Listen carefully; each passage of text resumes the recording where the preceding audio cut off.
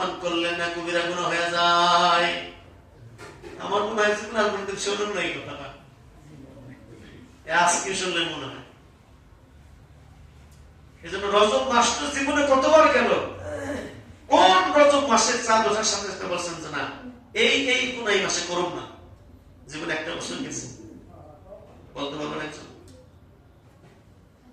জানি না তাই করিনি। হ্যাঁ, না জানো অবস্থায় বেয়াদবিও বেয়াদবি না, না জানো অবস্থায় বেয়াদবিও বেয়াদবি না। এক যুবকের বিয়ে হবে, মজলিসে বসছে, কেউ মজলিসের মধ্যে ভাই আছে, বন্ধু আছে, আত্মীয় স্বজন, বন্ধু বান্ধব সব আছে, শ্বশুর বাড়ির লোকজন আছে, শ্বশুর আছে, মামা সবাই আছে, কিন্তু এর কাছে তারা কেউ চেনে না, জামাই দুলা করে চেনে না। আমরা স্বাভাবিক হাসতেছে, তুলতেছে, কথা বলতেছে, স্বাভাবিক কথা বলতেছে, শ্বশুর দেখতেছে, স্বাভাবিক চলতেছে। কিছুক্ষণ পর রায়বারে বলতেছে, জামাই কি এই যে লোকটা আছে না, এই লোকটা তোমার শ্বশুর হবে, ওই লোকটা তোমার চাচা শ্বশুর হবে, ওইটা তোমার মামা শ্বশুর হবে, এইটা তোমার শ্বশুর লাগার বাধ্য। ঠিক আছে?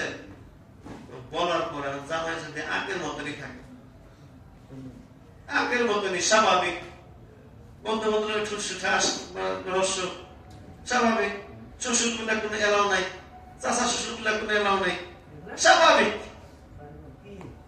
যখন দেখবে জামাইয়ের মধ্যে কোনো পরিবর্তন নাই, শ্রদ্ধা ভাব থাকবে না, নাই, ওই শ্বশুর চিন্তা করবা হয় এমন জামাই কাছে বোধহীন বোধহীন।